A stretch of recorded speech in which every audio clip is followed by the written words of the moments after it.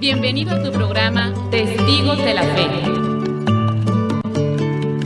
Tomadla, porque yo escojo todo lo que vos queréis.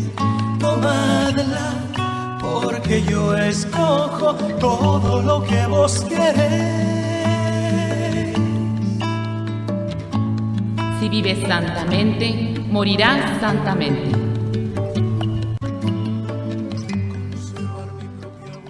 Saluda a su servidora Madre Gabriela, misionera de Jesús y María, compartiendo el día de hoy, domingo 20 de este mes de abril, donde estamos celebrando ya la resurrección, domingo de Pascua, domingo de resurrección. Así es que hoy ya podemos escuchar el canto, el aleluya, el gloria también, y decir felices Pascuas de resurrección. Pues aquí resucitó pequeñito, pero aquí lo tenemos a Jesús resucitado en miniatura. Estamos saludando a todos los que nos van a estar acompañando a través de estos diferentes medios, como son nuestra página del internet www.montemaria.org, también a través del Facebook, y los que nos siguen por la frecuencia 1090 en la radio, también en la repetición más tarde noche, los que nos van a estar sintonizando. Pues el día de hoy, domingo, ya estamos iniciando esta octava de Pascua con esta festividad muy grande que es la resurrección de nuestro Señor Jesucristo, que nació, murió, pero que resucitó y vive en cada uno de nosotros, ¿verdad? Entonces, pues es la fiesta más grande de toda la iglesia, más que el nacimiento, la resurrección. Por eso toda esta semana pues vamos a estar de fiesta y se llama la octava de Pascua, para que nosotros pues en estos días también podamos estar pues en familia, algunos que se pueda, ¿verdad?, por las vacaciones y todo, para disfrutar y sobre todo también para pues agradecer a Dios por todo lo que nos ha dado y porque nos envió a su Hijo único y que está vivo. Bueno, nos con la sangre de nuestro Señor Jesucristo, en el nombre del Padre, del Hijo, del Espíritu Santo. Amén. Vamos a ver los santos que estaremos celebrando en el transcurso de esta semana. Y el día de hoy es domingo 20, entonces celebramos a San Telmo. El día de mañana, lunes 21, San Anselmo. Martes 22, Santa María Egipciaca. Miércoles 23, San Jorge. Jueves 24, San Fidel de Sigmaringa. Viernes 25, San Carlos Evangelista. Y sábado 26, San Tarcisio. Repetimos, el día de hoy, domingo 20, San Telmo. El día de mañana, lunes 21, San Anselmo. Martes 22, Santa María Egipciaca. Miércoles 23, San Jorge. Jueves 24, San Fidel de Sigmaringa. Viernes 25, San Marcos Evangelista. Sábado 26, San Tarcisio. Pues muchas felicidades a los que van a estar cumpliendo años o celebrando algo en especial en esta semana de fiesta, en esta semana de Pascua. Vamos con el día de hoy, domingo 20 de abril, San Telmo. Su nombre era Pedro González Telmo, pero el pueblo lo llamaba Telmo. Y como San Telmo ha sido invocado siempre por sus devotos que han conseguido de él muchos favores. En momentos de especial peligro, los marineros han gritado: San Telmo bendito, ayúdame. Y han recibido ayudas que nadie ha podido explicar. Siendo sobrino del obispo de Astorga, le costó la educación religiosa para que se hiciera sacerdote. Y una vez ordenado, lo nombró presidente de los canónigos de esa ciudad. Pero su educación había sido más mundana que espiritual, y lo que buscaba Telmo no era salvar almas, sino conseguir honores. Y en él dominaban más el orgullo y el deseo de aparecer que la virtud, y Dios dispuso corregirlo. Y así fue, que el día en que se dirigía lleno de vanidad por las calles de Astorga a tomar posesión de su puesto de presidente de los empleados de la catedral, el caballo en el que viajaba con tanto orgullo y ostentación empezó a corcovear y lo derribó entre un barnizal en medio de las risas de la gente. Telmo se levantó de la caída y exclamó: ya que hoy el mundo se ha burlado de mí, de ahora en adelante yo me burlaré del mundo. Y dejando sus puestos honrosos, se hizo religioso dominico en un convento. Después de haberse preparado muy cuidadosamente en la comunidad de dominicos para dedicarse a la predicación, empezó sus sermones por pueblos y ciudades, con gran aceptación de la gente. Tenía que predicar en las plazas porque la gente no cabía en los templos. Su voz era sonora, su pronunciación perfecta y su estilo directo. Hablaba frecuentemente contra los vicios y a favor de la buena conducta, y sus sermones producían efectos admirables. Pasaba muchas horas estudiando los sermones que iba a pronunciar, y muchas horas más rezando por los hombres a Dios, antes de hablarles de Dios a los hombres. Lo oyó predicar el rey San Fernando y quedó tan encantado de su modo de hablar que lo nombró capellán de su ejército, que victorioso iba recobrando ciudad por ciudad y pueblo por pueblo del poder de los moros. Allí, en el ejército, tuvo que dedicarse Telmo con todas sus energías a corregir vicios de los militares y a contenerlos para que en las ciudades que conquistaban no cometieran excesos y crueldades.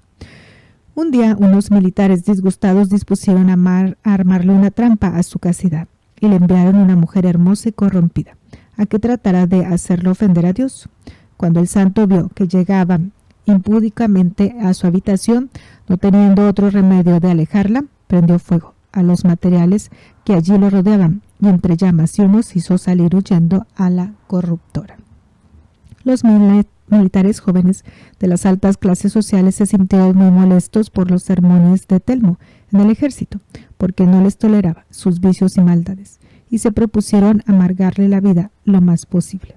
Él, al darse cuenta de que el ambiente de allí no era apto para su modo de obrar y de pensar, se retiró del ejército y empezó otro apostolado muy especial: la evangelización de los pecadores y de marineros en la región de Tui. Y allí sí fue mejor aceptado. Lo primero que hizo fue organizarlos en asociaciones para que defendieran sus derechos y se ayudaran mutuamente. Luego, como sacerdote, dedicó a ser padre de los pobres, amigo de todos, consejero de los que necesitaban ser aconsejados, corrector de vicios, pacificador de peleas y riñas, y buen ejemplo para todos de una vida sin mancha y llena de espíritu, sacrificio y de oración. Y sucedió que los marineros y pescadores empezaron a encomendarse a las oraciones de Telmo cuando se iban al mar, especialmente en tiempos de tormentas y vendavales. Fray Telmo, encomendamos hoy que el tiempo está muy difícil, le decían al embarcarse. El santo les prometía su oración y en plena mar brava, cuando los remeros veían que se iba a hundir en las aguas formidables, exclamaban: «Dios mío, por las oraciones de Fray Telmo, sálvame», y sentían que misteriosamente se libraban de aquellos peligros de muerte. En los procesos para su beatificación hay centenares de testimonios como estos. Un día, en plena tempestad, cuando varios pecadores estaban en grave peligro de padecer, San Telmo se puso a rezar con ellos y la tempestad se calmó rapidísimamente, sin que nunca antes hubieran visto una calma así de repentina. En la Semana Santa, a principios de abril, al predicar un sermón, se despidió de sus oyentes, avisándoles que muy pronto pasaría la eternidad. No era viejo, había nacido en el año 1185 y apenas tenía 55 años. Pero su edad estaba muy débil a causa de tantos trabajos por salvar almas y de tantas ayudas y sacrificios, y largas horas de estudio y frecuentísimas predicaciones. Estaba verdaderamente desgarrado por tantos años de esfuerzo, por conseguir la gloria de Dios y el bien de las almas y su propia santificación. El 14 de abril del año 1240 se durmió para este mundo y despertó para empezar la vida eterna en el cielo. Y desde entonces empezó una interminable serie de prodigios conseguidos por su intercesión: salvarse de naufragios que parecían irremediables, calma instantánea de tempestades, conversión de pecadores, apaciguamiento entre los que estaban peleados, solución de graves situaciones económicas, y por muchos años y hasta siglos, los marineros de España y Portugal, cuando estaban en gravísimos peligros, lo primero que gritaban era: «San Telmo bendito, protégenos». Y cuando las tempestades arreciaban, los que estaban en alta mar repetían: «Es hora de invocar a San Telmo bendito». Algo parecido queremos decir nosotros, cuando las olas de nuestras tentaciones y los huracanes de las pasiones quieran hundir la débil navecilla de nuestra alma. San Telmo bendito, ruega a Cristo por nosotros, para que seamos salvados y logremos llegar al puerto de la eternidad feliz. Amén. Pues hoy lo estamos celebrando a San Telmo. Vamos con el día de mañana, lunes 21, San Anselmo. Anselmo significa Dios es mi defensa. La biografía de este santo la escribió un discípulo suyo que lo acompañó durante muchos años. Nació en Aosta, Italia, en el año 1034. Su padre era muy amigo de fiestas y de aparecer bien en público. La mamá, en cambio, era sumamente piadosa y humilde, mientras el papá lo animaba a ser un triunfador en el mundo. La madre le mostraba el bellísimo cielo azul de Italia y le decía: allá arriba empieza el verdadero reino de Dios. Y Anselmo se fue inclinando más a ganarse el cielo que su mamá le mostraba, que las glorias humanas que le ponderaba su padre. De jovencito fue encomendado a un profesor muy riguroso, regañón y humillante. Entonces el niño empezó a perder la alegría y a volverse demasiado tímido y retraído. Entonces lo llevaron a los padres benedictinos y estos, por medio de la bondad y de la alegría, lo transformaron en un estudiante alegre y entusiasta. Más tarde, Anselmo dirá: mis progenitores espirituales después de Dios y de mi madre los debo haber tenido unos excelentes profesores en mi niñez, los padres benedictinos. El papá le ofrece triunfar en el mundo y lo lleva a fiestas y a toreos. Pero aunque Anselmo participa con mucho entusiasmo, después de cada fiesta mundana, siente su alma llena de tristeza y desilusión, y exclama: el navío de mi corazón pierde el timón en cada fiesta y se deja llevar por las olas de la perdición. Toda la vida se arrepentirán de estos años de mundanidad. Afortunadamente decide aceptar otra propuesta, la de hacerse religioso, y allí sí encuentra la paz. Ha muerto la mamá y no se entiende bien con el papá. Anselmo huye del hogar y se va para Francia, donde, según le han contado, hay un monje famoso, muy sabio y amable, que sabe dirigir maravillosamente la juventud. Ese monje se llama Lanfranco. El joven Anselmo tiene 27 años y sale de su país, acompañado solamente de un burrito que lleva sus pocas pertenencias. Va a hacerse monje benedictino. Lanfranco recibe a Anselmo con gran amabilidad y se dedica a dirigirlo y a formarlo. En adelante serán grandes amigos por toda la vida, y Anselmo irá reemplazando a su maestro en grandes cargos. Cuando a Lanfranco lo nombran arzobispo, Anselmo es nombrado superior del convento, y aunque se negaba a aceptar tan delicado cargo, lo obligaron a aceptar y gobernó con gran prudencia y con la más exquisita bondad. Exigía exacto cumplimiento del deber, pero sabía gobernar con prudencia y amabilidad. Por eso lo amaban y lo estimaban. Todos los ratos libres los dedicaba a estudiar y a escribir, llegando así a ser uno de los autores más leídos de la Iglesia Católica. Durante siglos los maestros de teología han leído y citado las enseñanzas de este gran sabio, que escribió los libros más famosos, el Martyrologio y el Proslogio, y fue el verdadero precursor de Santo Tomás, el escritor que más unió las dos grandes ciencias, la filosofía y la teología. Fue el mayor teólogo de su tiempo, un gran sabio.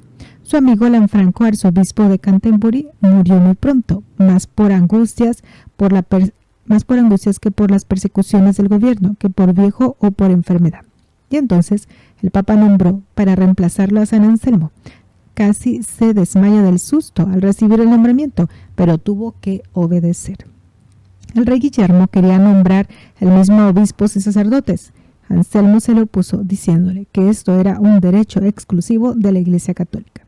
El rey entonces expulsó de Inglaterra al arzobispo Anselmo, el cual aprovechó para dedicarse en Francia y en Italia a estudiar y a escribir. A la muerte de Guillermo regresó Anselmo a Inglaterra, pero el rey nuevo, Enrique, quería también nombrar él mismo a los obispos y disponer de los bienes de la Iglesia. Anselmo se lo opuso valientemente. Enrique quiso expulsarlo. El sumo pontífice amenazó con excomulgar al rey si expulsaba al arzobispo. Entonces enviaron delegados a Roma y el Papa le dio toda la razón a Anselmo. El santo consiguió con sus ruegos en Roma que no fuera sancionado el rey y así obtuvo que Inglaterra no se separara de la Iglesia Católica todavía. Él era extraordinariamente bondadoso. Anselmo murió el 21 de abril en el año 1109. Por la gran sabiduría de sus escritos, la Santa Sede lo ha nombrado doctor de la Iglesia. Este gran devoto de la Virgen María y decía que no hay criatura tan sublime y tan perfecta como ella, y que en santidad solo lo superaba Dios. Sus últimas palabras antes de morir fueron: estás allí, donde están los verdaderos goces celestiales, allí debe estar siempre los deseos de nuestro corazón. Pues hoy, mañana lo vamos a estar celebrando a San Telmo, el día 21 de abril. Vamos un poquito con el martes, lo que alcancemos. Sí está chiquita. Dice, martes 22, Santa María Egipciaca. Una hermosa tradición muy antigua cuenta que el siglo V, un santo sacerdote llamado Zósimo, después de haber pasado muchos años de monje en un convento de Palestina, dispuso irse a terminar sus días en el desierto de Judá, junto al río Jordán. Y que un día vio por allí una figura humana, que más parecía un esqueleto que una persona robusta. Se le acercó y le preguntó si era un monje y recibió esta respuesta: yo soy una mujer que he venido al desierto a hacer penitencia de mis pecados.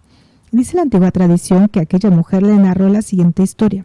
Su nombre era María, era de Egipto. Desde los 12 años llevaba por sus pasiones sensuales y su exagerada amor, se fugó de la casa. Cometió toda clase de impurezas y hasta se dedicó a corromper a otras personas. Después se unió a un grupo de peregrinos que de Egipto iban al Santo Sepulcro de Jerusalén, pero ella no iba a rezar, sino a divertirse y a pasear. Y sucedió que al llegar al Santo Sepulcro, mientras los demás entraban fervorosos a rezar, ella sintió allí, en la puerta del templo, que una mano la detenía con gran fuerza y le echaba a un lado, y eso le sucedió por 3 veces. Cada vez que ella trataba de entrar al Santo Sepulcro, y una voz le dijo: tú no eres digna de entrar en este sitio sagrado porque vives esclavizada al pecado. Ella se puso a llorar, pero de pronto levantó los ojos y vio allí cerca de la tumba a una imagen de la Santísima Virgen que parecía mirarla con gran cariño y compasión.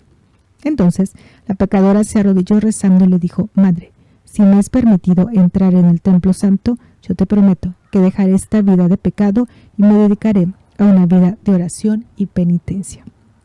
Y le pareció que la Virgen Santísima le aceptaba su propuesta. Trató de entrar de nuevo al templo y esta vez sí le fue permitido. Allí lloró largamente y pidió por muchas horas el perdón de sus pecados. Estando en oración, le pareció que una voz le decía: en el desierto, más allá del Jordán, encontrarás tu paz. María Egipciaca se fue al desierto y allí estuvo por 40 años rezando, meditando y haciendo penitencia. Se alimentaba de dátiles, de raíces, de langostas y a veces bajaba a tomar agua al río. En el verano, el terrible calor la hacía sufrir muchísimo y la sed la atormentaba. En invierno el frío era su martirio. Durante 17 años vivió atormentada por la tentación de volver otra vez a Egipto, a dedicarse a su vida anterior de sensualidad, pero un amor grande a la Santísima Virgen le obtendría fortaleza para resistir a las tentaciones. Y Dios le revelaba muchas verdades sobrenaturales cuando ella estaba dedicada a la oración y a la meditación. La penitente le hizo prometer al santo anciano que no contaría nada de esta historia mientras ella no hubiera muerto, y le pidió que la trajera a la Sagrada Comunión. Era Jueves Santo, y San Zósimo le llevó la Sagrada Eucaristía.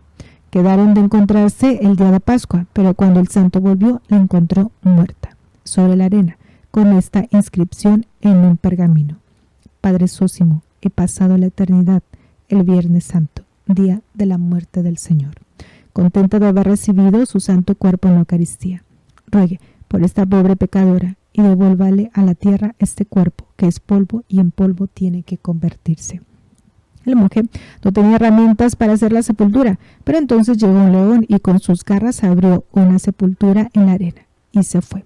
Zósimo, a volver allí, narró a otros monjes la emocionante historia y pronto junto a aquella tumba empezaron a obrarse milagros y prodigios y la fama de la santa penitente se extendió por muchos países.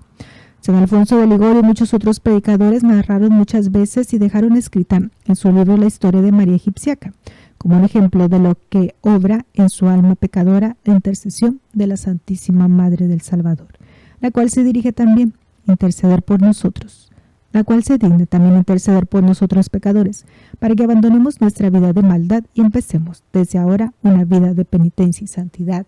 Amén. Fíjense, ella es Santa María Egipciaca, que la vamos a celebrar el día martes 22. Continuamos con el siguiente santo. Nos quedamos entonces, ya dijimos el martes, vamos ahora con el miércoles 23 de abril, San Jorge Mártir. Jorge significa el agricultor. Hay 11 santos que llevan este nombre. San Jorge Mártir es el patrono de la iglesia y de los Boy Scouts. Su culto alcanzó gran celebridad desde muy antiguos tiempos en la iglesia.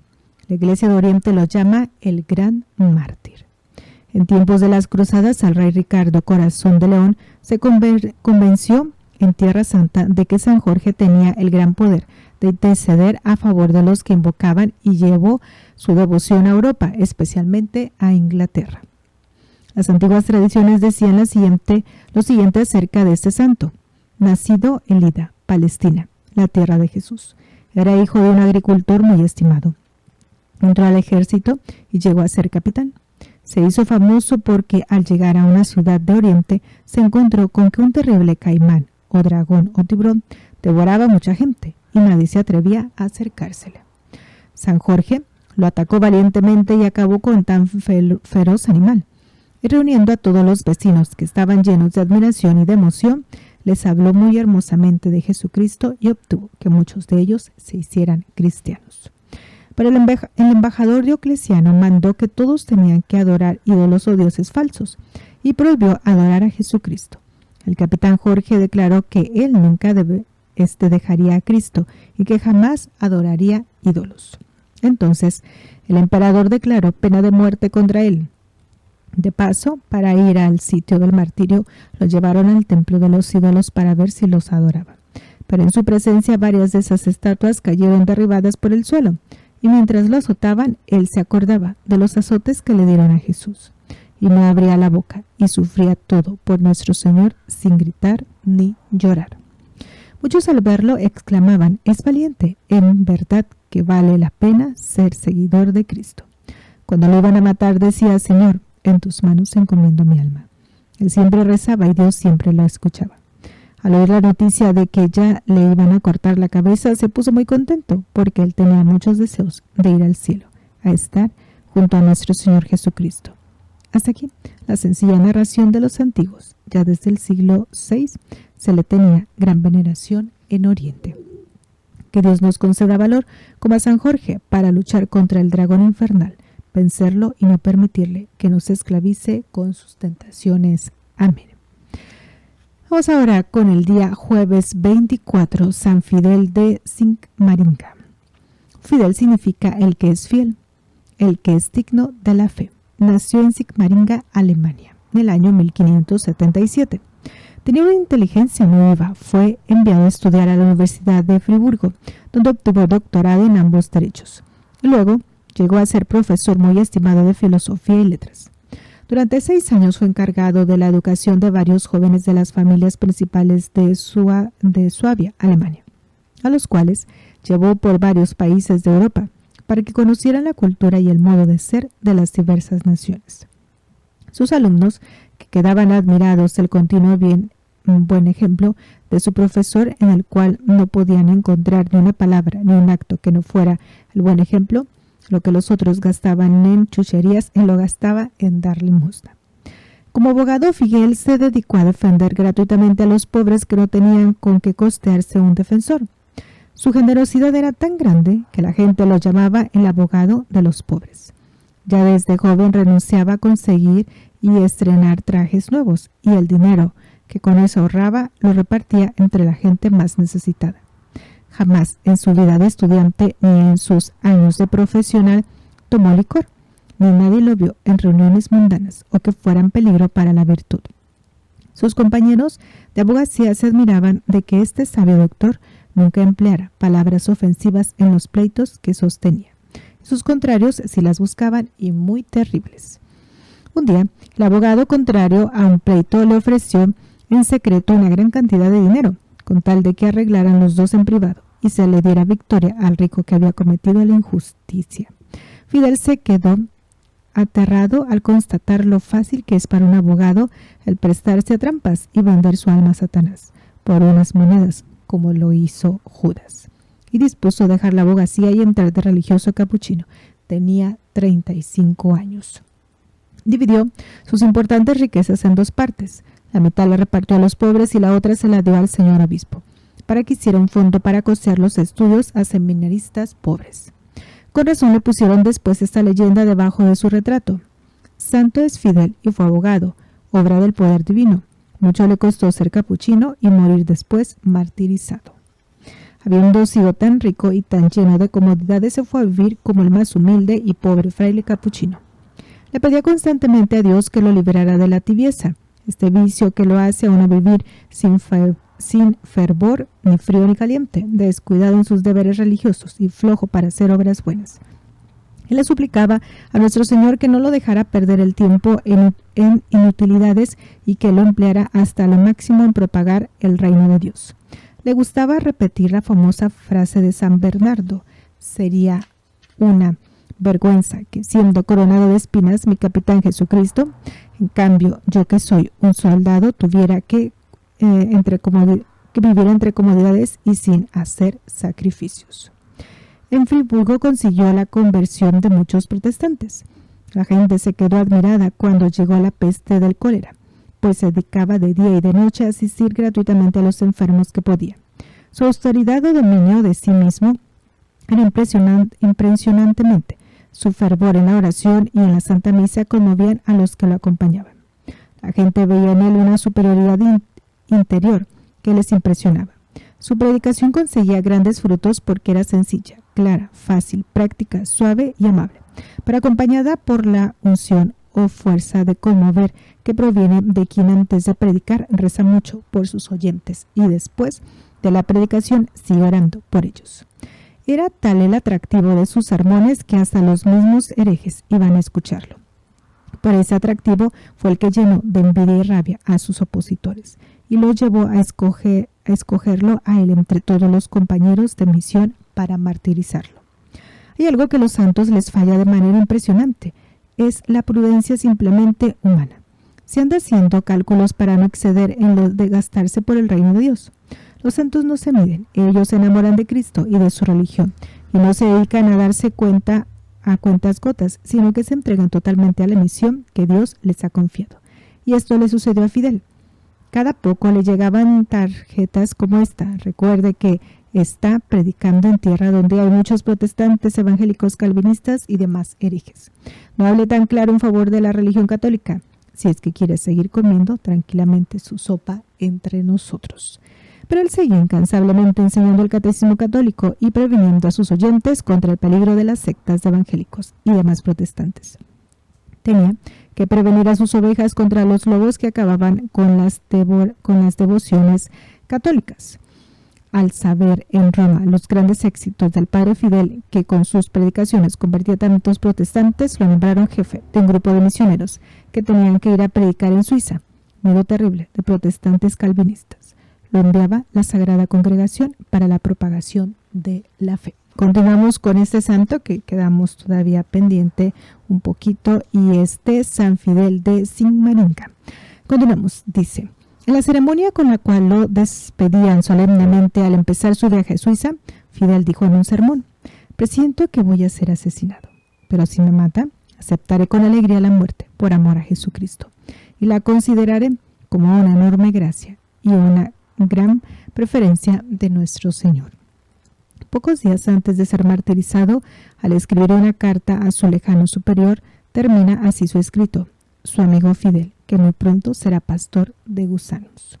Al llegar a Suiza empezó a oír rumores de que se planeaba asesinarlo, porque los protestantes tenían gran temor de que muchos de sus adeptos se pasaran al catolicismo al oírlo predicar. Al escuchar esta noticia se preparó para la muerte, pasando varias noches en oración ante el Santísimo Sacramento y dedicado varias horas del día a orar, arrodillado ante el crucifijo.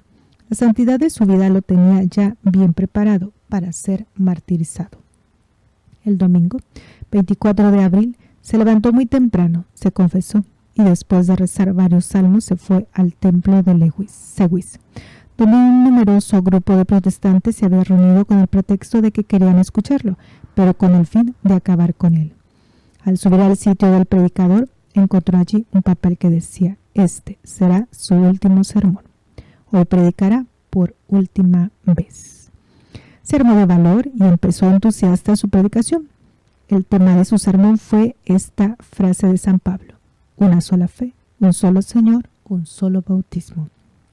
Y explicó brillantemente cómo la verdadera fe es la que enseñan los católicos y el único Señor es Jesucristo, y que no hay varios bautismos como enseñan los protestantes que mandan bautizar a la gente.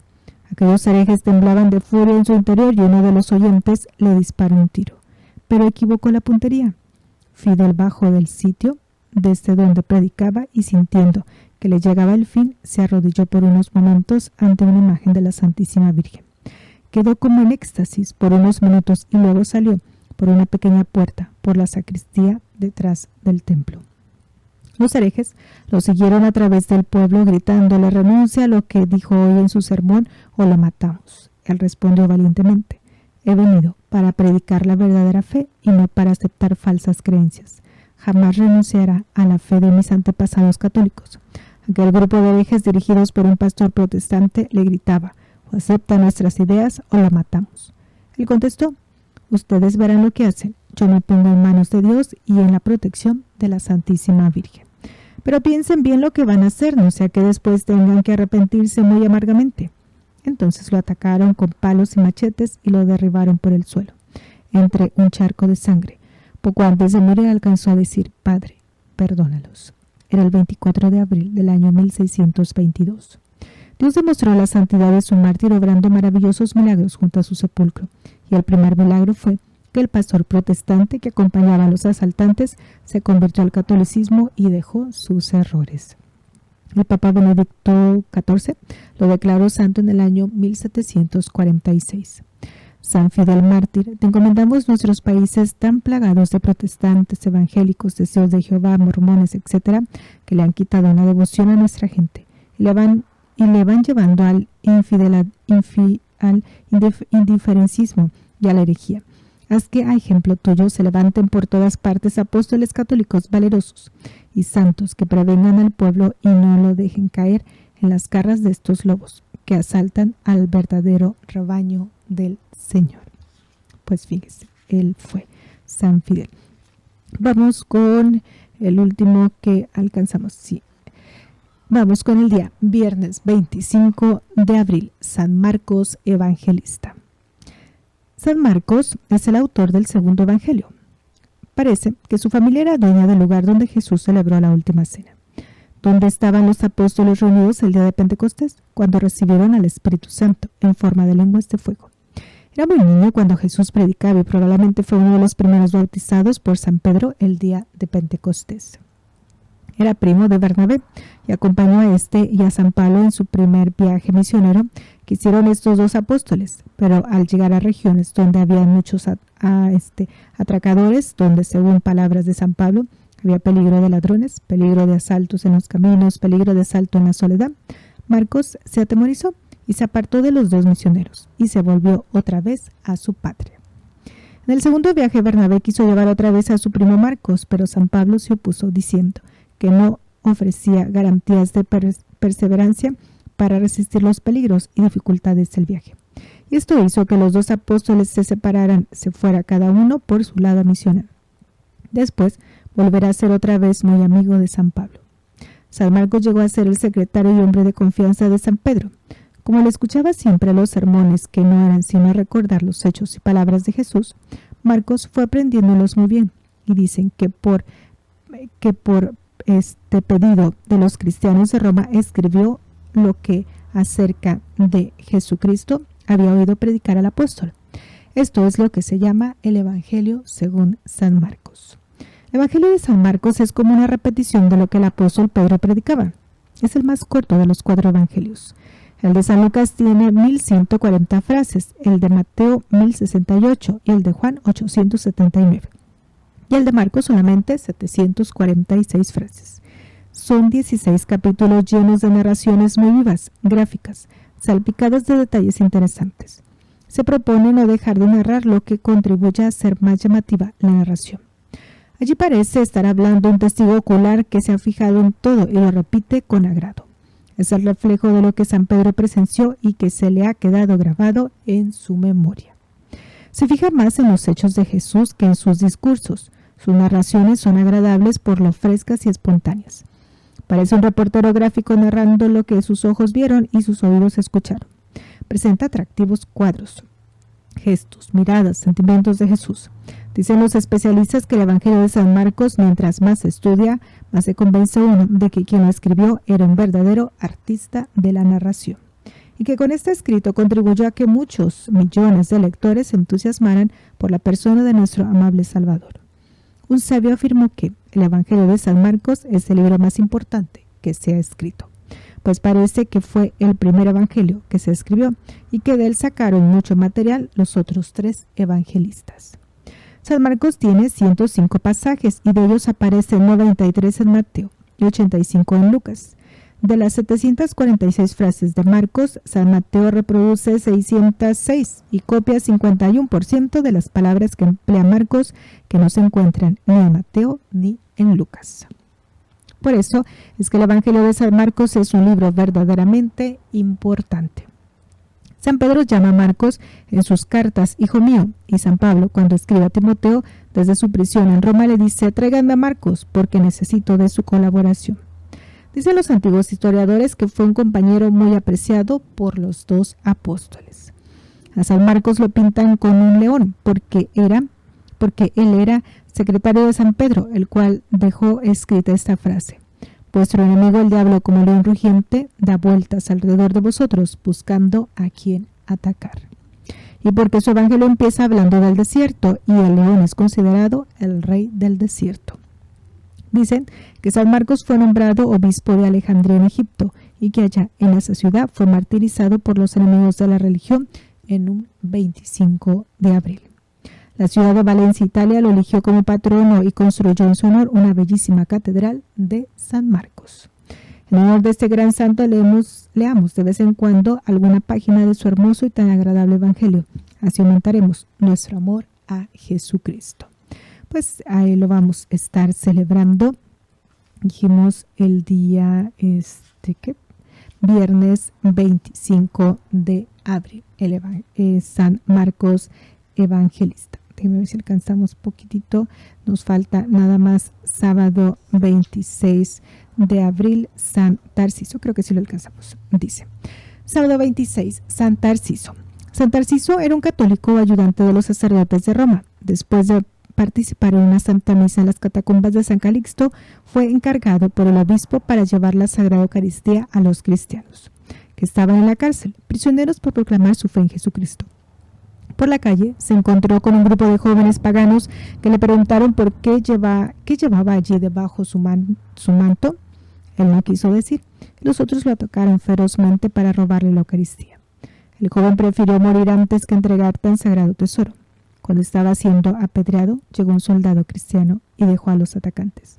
Tarsiso le encomendó que le llevara la Sagrada Comunión a los encarcelados y murió contento de haber podido dar su vida por defender el sacramento y las sagradas formas donde está el cuerpo y la sangre de Cristo. Dice, el libro oficial de la vida de los santos, llamado Martiriólogo Romano, cuenta así la vida de este gran santo. En Roma, en la Vía Apia, fue martirizado Tarsiso, acólito. Los paganos lo encontraron cuando transportaba el sacramento del cuerpo de Cristo. Le preguntaron qué llevaba. Tarsiso quería cumplir aquello que le dijo: no arrojes las perlas a los cerdos. Y se negó a responder. Los paganos la apedrearon y la apedrearon hasta que exhaló el último suspiro. Pero no pudiendo quitarle el sacramento de Cristo, los cristianos recogieron su cuerpo de Tarsiso y le dieron honrosa sepultura en el cementerio de San Calixto. La Iglesia Católica ha tenido un muy especial cariño a este joven, que con gran amor llevaba la comunión a los prisioneros y con tan enorme valor supo defender la Santa Eucaristía de los enemigos que intentaban profanarla. San Tarsiso, mártir de la Eucaristía, pídele a Dios que todos y en todas partes demostremos un inmenso amor y un íntimo respeto al Santísimo Sacramento, donde está nuestro amigo Jesús, con su cuerpo, su sangre, su alma y su divinidad. Amén. Y así terminamos ahora sí toda esta semana la lectura de los santos. Continuamos en unos momentos más con la celebración de la Santa Misa, recordándoles este mensaje: Dios es amor y te ama. Solo me asusta una cosa: conservar mi propia voluntad. Ellos ya están con Dios. Luchemos como verdaderos testigos de la fe para alcanzar nuestra meta. Gracias por dar tu vida a Cristo. Dios es amor y te ama.